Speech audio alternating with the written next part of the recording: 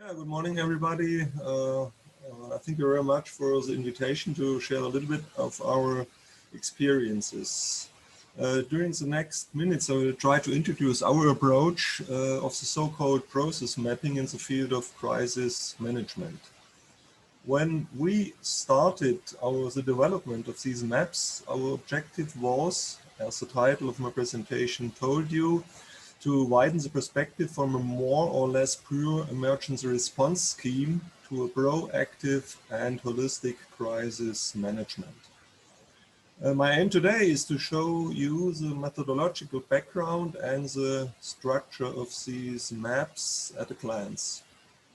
I will run through it comparatively quickly, but we will, as Andreas mentioned, have enough time after the presentation to discuss and to ask and answer questions.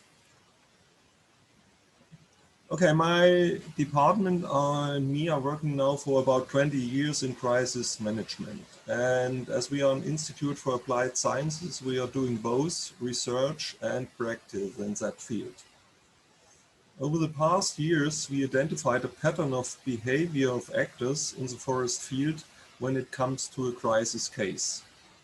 And as we are now working for a couple of years together with the colleagues from the EFI and on the European level, we can say that this pattern is not typical German. You can find it all over Europe and most likely all over the world. We tend to call them traps. I will introduce these following 4 traps. For sure, there are more, and we'll use these as a background for the introduction of the process maps. You will learn in a second more about the urgency trap, the visibility trap, the hero trap, and the magic bullet or division of work trap. Let's start. Basically, we have a consensus that we that crisis management is a cyclic approach. You see the 4 phases, but when we're looking at it, how it is in practice, it's more or less a series of activities in all phases of the crisis management cycle. But in reality, the pattern is different. Crisis management is only urgent when a natural hazard occurs. So we mostly start our activities when the problem is already there. And what consequences we see? At first, we have to realize that preventional activities are not longer possible when the problem is already there. And a second problem arises that we have to do our preparatory measures at the same time as our response measures. And you all can imagine that poses a lot of pressure and stress for all who are involved in that situation. And so the first improvement we should achieve, and you have heard it already before, that we bring things into the right order and develop a proactive crisis management, starting with prevention, adding the preparedness, and then, in case it happens, hopefully not, doing all the necessary activities in response and for recovery of our stands and enterprises. Consequently, our first structural component of our process maps is quite easy. The map brings the 4 phases into the right order, starting as mentioned with prevention, then preparedness, then response, and then recovery. Full stop, nothing more to tell. The next trap is what I can call the visibility trap. For sure, the problems occurs first in the forest, and there they are visible. Forests are blown down, broken, burned, or killed by insects or fungi. And a widespread but almost natural reflex is that the most important place to tackle the problem will be the forest as well. Our experience tells us Yes, there is relevant activities in the forests, but it's not possible and mostly not the most efficient place to deal with all the consequences these natural hazards have. There is a lot of activities outside the forest stands that will help to overcome these tricky situations. You will learn more about it in a second. And the next step, before I will explain the process maps a little bit more, is this hero trap. Forests have a territorial structure, and in many cases, this is reflected in the organizational structures as well. Quite often we have foresters who can be seen as lonesome riders in their own forest. Good news is, this normally leads to a high identification and output in what we can call normal times. But there is a big but. This frequently comes along that we have a perception that only I am the person who can manage this forest in a sound way, even in cases and situations where professional experience is missing. Additionally, these lonesome riders see themselves as a natural-born problem solvers, not used to ask for help or a piece of advice. A psychologist who is involved in a larger crisis management project in the Black Forest mentioned recently, "Oh yeah, nothing is more difficult than accepting help from others." That's absolutely in line with my personal experience.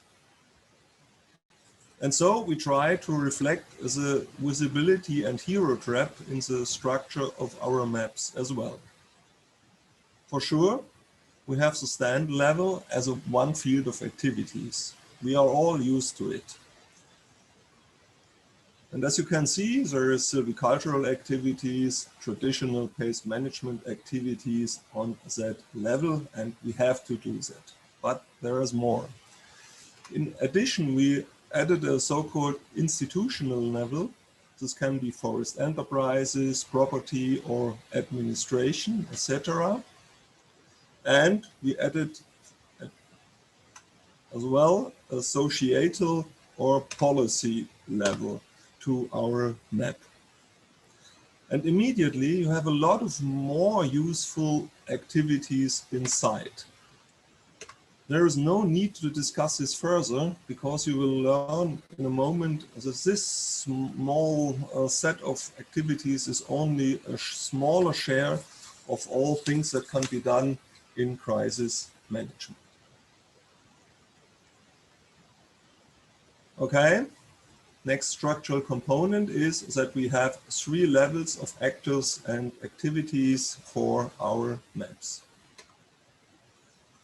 Okay, let's finish my approach with the magic bullet or division of work trap. What do I mean here?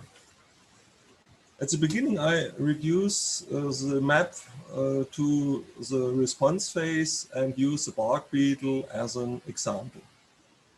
If you would have asked me 5 years ago, I would have been telling you when it comes to bark beetle how it works like that. Oh, that's clear. Identify the affected areas, then do the sanitary logging, transport the affected logs to the sawmill and process the logs in the sawmill. And for sure, along with the visibility trap, I was clearly convinced that the identification of the affected areas is one of the most important things and could be the magic bullet for bark beetle defense.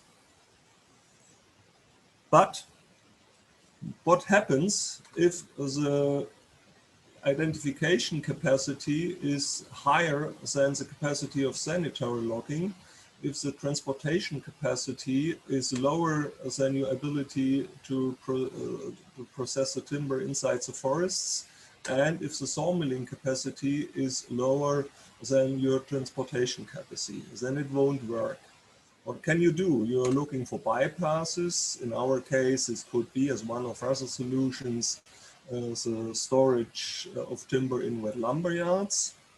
But what can happen, or you need to keep in mind, you are not alone. You see, in the societal level, in that case, you want to establish what lumber yachts. You probably need to have a permit from the water authority, but it can become even worse if bypasses won't work.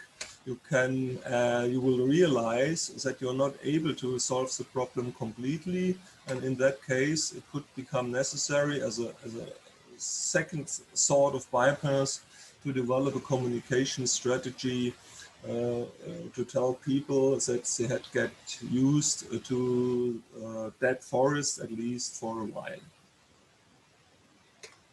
Okay, what can we learn from that? A single magic bullet does not exist. It does not make use to optimize a single step in the process. And we have to keep in mind that in larger forest organizations, we have normally a division of work.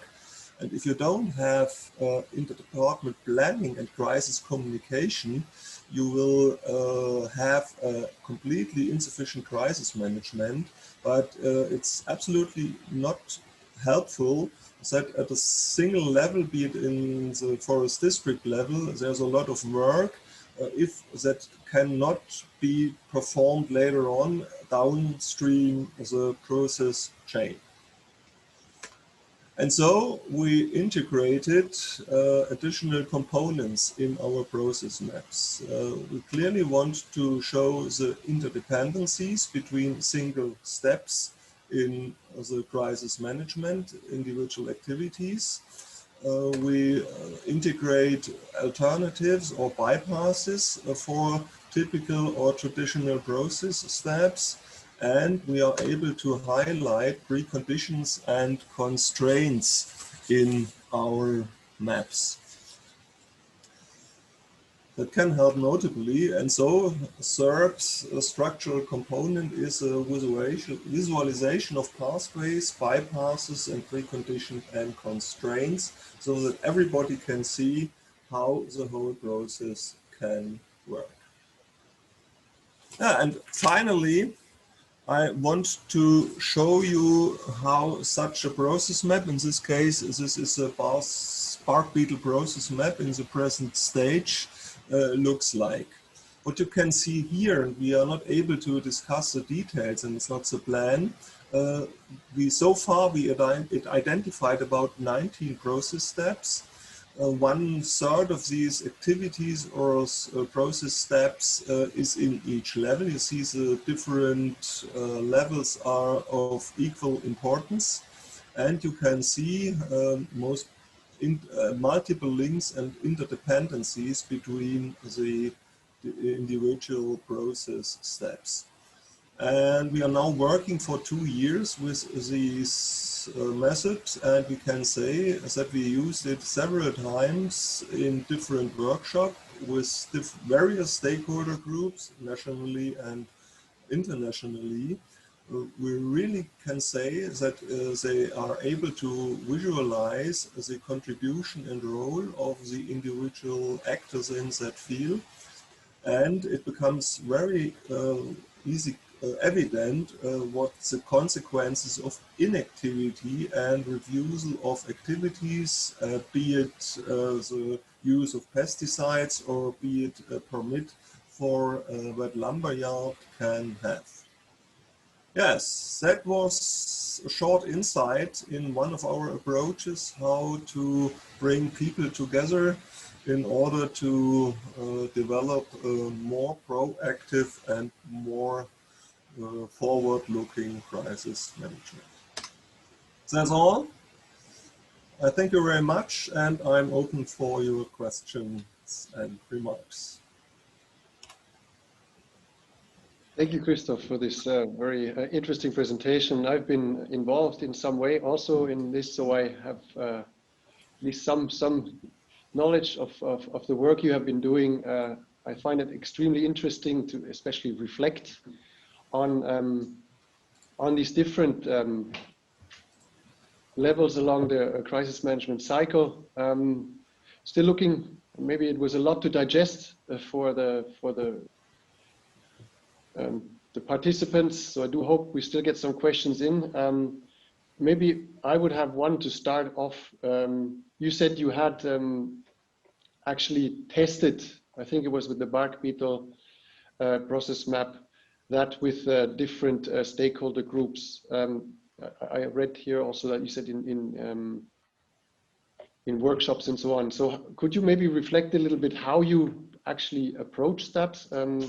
I mean, it is a complex issue, or let's say when you see this map, you first get like, woof, but I mean, you went through it nicely in these very simple steps until you come to the very, this kind of complex end result. How did you actually communicate these process maps and approach these 3 levels and so on to your different audiences?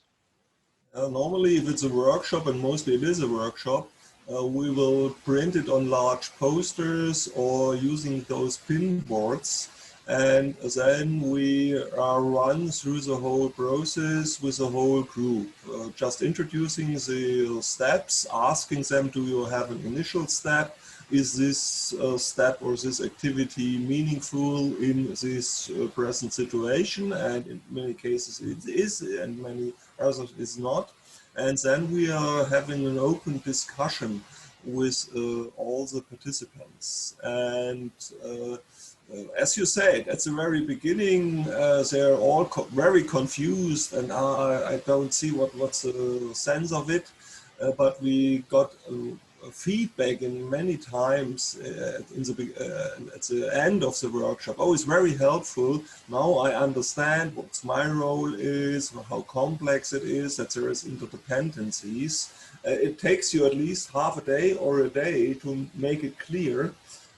But it's always, if there's a remark, you can say, okay, you are discussing that point here, you are now discussing about wet lumber yards or chipping of woods inside the forest, and every actor or every who's attending can see, okay, here we are, and can localize a single problem, can see what's before and what's after this step, and it's very helpful. But you need to work with it. You can't print it and disseminate it and think that people will understand. It is a communicational measure.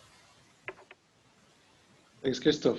It seems that also the participants need some time to digest your this approach. But still, I would think if there's still some questions coming up, also this is to the participants during the second. If you're reflecting on it during the second presentation, you still have then one question. We can take that also at the end. Maybe Christoph, to follow up with what you just said, how would you think? You have tested it now, I guess, mainly in Germany, maybe in some other German-speaking countries. In how far do you think this is also applicable to other regions and also other disturbances? You need to develop it for sure. As we've learned, you can't use them as a general recipe in each situation. But you can use the single step as a checklist. Okay, is this activity meaningful? Do we need another one? You can use them as a starting point. And that's what we did. If it's only on county level, next neighboring county, we developed finally a different map. But then this was a communicational basis for these local stakeholders to develop their own crisis management process first. We translated at least 2 of these process maps into English.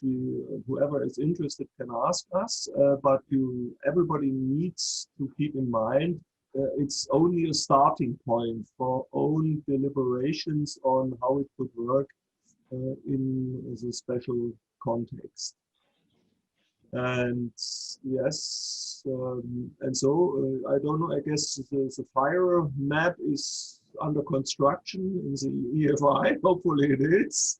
I guess we will be able, in the context of the project, to deliver at least 3 of these maps as to be used as a starting point for development of your own local or national map as a starting point. There's yeah, it's a toolbox, not a recipe. Okay, thanks, Christoph. Now that we've been talking, some questions are coming in. I still hope I can take a few. Quite interesting one. The first one is from Aline Knoblauch from Föhn in Switzerland, and she's asking a very concrete question to you. Is the bark beetle process map publicly available?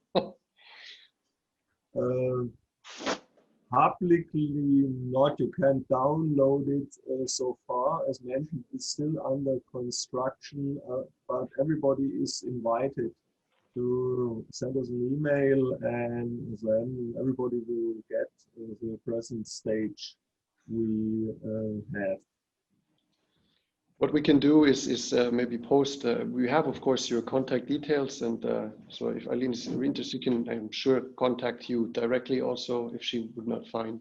Maybe we can provide it over your web page or under the Sure project, but we are a little bit afraid. You can, as mentioned, you can use it as a recipe. It needs some commands, and you need to talk about it. It isn't complete so far. It might be better to get in touch with us and discuss it a little bit. Okay, maybe I can take one more, and maybe I have two more questions here now, maybe one more, and then I take the one at the end, maybe also if it takes too long. So I have a question from Peter Moore from FAO, and he thanks, like also Aline, for your very interesting presentation. So two things he would like to ask Peter Moore. Firstly, the problem is identified as being with the forest. So that is in place, the solutions are focused. Where are they focused? Which, I have to focus, is very long. Let me see, being with forest. So that the forest, the solutions are placed in the forest. That's the first question, is that the focus is mainly on forests as the place to find the solutions. The second, the nature of foresters, which he is himself, leads to an isolating mentality. Question: any advice on how to get focus out of the forest, and also for the foresters to focus also outside their own world and communicate with other groups? Yeah, that's the aim of the map, basically, that we should, for sure, we show these maps to the field foresters as well, trying to make them understand that there is others who are involved, and they can use, they need, because they're only thinking, okay, I'm doing the work until the logs are roadside, in case of the bark beetle. But if the timber seller or the guy or lady who's doing the logistics is not able to bring the trucks, then the bark beetle will fly out of the processed timber, and all the efforts are waste. And they tell us, okay, yeah, it's the very beginning, no, that's not my problem. But so they tend to learn, okay, there is other, I have to communicate, I have to give up my role as lonesome rider. You must show. They are not used to it, but they can learn. Thanks, Christoph. And I will go right to the next question, because we're, the next presentation is waiting. From Kieran Nugent from Ireland, there's two questions. He's asking, how can we best visualize the approaches to risk management across all the various layers of modern forest management and stakeholder requirements? That would be his first question. And is there a methodology, as you know, as you see, for prioritizing management objectives in relation to risks, meaning like timber versus recreation versus bark beetle, or landscape risks? Yeah, the involvement of different stakeholder groups is a part of the process. These maps are suited to be shared and discussed with stakeholder groups as well. they will find an activity or they like or they dislike in the map and see, okay, so we use a traditional example, pesticides. An environmentalist won't like the use of pesticides for very good reasons. But if he learns, okay, if I don't do it in the last consequence, the damage inside the forest will get larger. Maybe he would accept, or you are able to find a compromise. We had that several times that at the very beginning, at the very end, the environmentalists told us, okay, if it's the last chance, then we would accept if everything is checked before. So it's useful. And second question, so the prioritization of objectives. If you look into these maps, you will find in the preparedness or prevention phase always an activity of this prioritization. But the prioritization process as such is not described or part of the process maps. But it is important. It makes a large difference if you have a national forest and bark beetle, or if you have a productive forest. But therefore, it's only a process step and not a means to do that